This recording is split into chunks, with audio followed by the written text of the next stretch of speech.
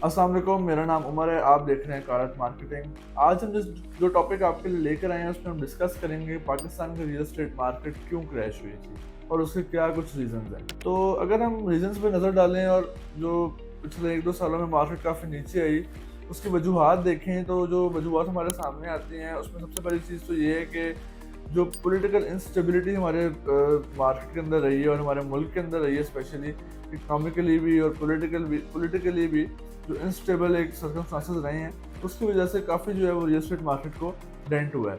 उसमें एक और रीज़न ये भी था कि डॉलर भी जो है वो फ्लक्चुएट कर रहा था। डॉलर जो था वो काफ़ी ऊपर रहा है, उसके बाद फिर थोड़ा स्टेबल हुआ। अब आजकल आप कह सकते हैं कि थोड़ा सा स्टेबल है डॉलर। इसके अलावा अगर देखा जाए इस इंस्टेबिलिटी में ये चीज़ भी आती है कि जो हमारा इंटरेस्ट रेट था वो काफ़ी ज़्यादा हाई था, यानी कि 24% पे इंटरेस्ट रेट था बैंक का।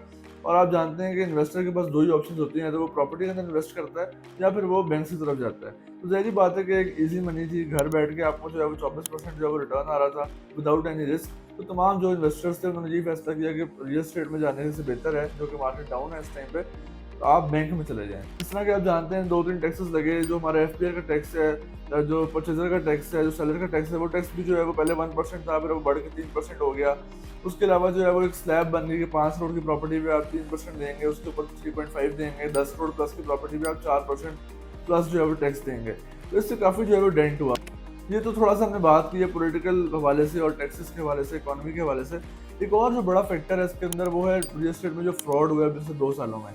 जिस तरह आप जानते हैं कि रियल एस्टेट मार्केट के अंदर जब से सोशल मीडिया आया 2011-12 से सोशल मीडिया मार्केट के अंदर जो है वो आना शुरू हुआ है। हालाँकि समझा ये जाता था कि जब से सोशल मीडिया आएगा तो ये फ्रॉड वगैरह जो है वो कम हो जाएँगे और एक ट्रांसपेरेंसी आ जाएगी मार्केट के अंदर, लेकिन ऐसा नहीं हो सका।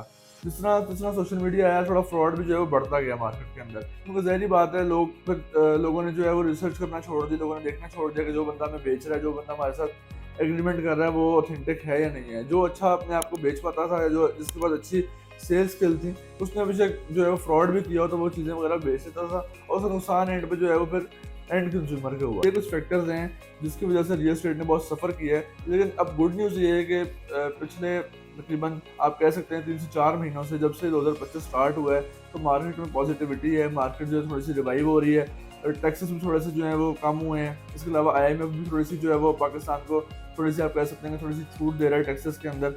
तो इस वजह से जो है वो आप कह सकते हैं कि 2025 जो है वो प्रॉपर्टी की बेहतरी का साल हो सकता है और है भी। क्योंकि एक और फैक्टर भी आप देखें तो इंटरेस्ट रेट जो है वो भी 24% से नीचे आके 11% पे आ गया। तो ये भी एक बहुत बड़ा फैक्टर है जिससे स्टॉक एक्सचेंज भी बेहतर हुई है और रियल एस्टेट भी जो है वो बेहतरी की तरफ जा रही है और मज़ीद इंशाल्लाह आगे बेहतरी आएगी। इस तरह के मज़ीद इन्फॉर्मेटिव वीडियोज़ देखने के लिए, जानने कोई इन्फॉर्मेशन जानने के लिए आप मुझसे रब्ता कर सकते हैं। मेरा नाम है उमर फ्रॉम वकालत मार्केट।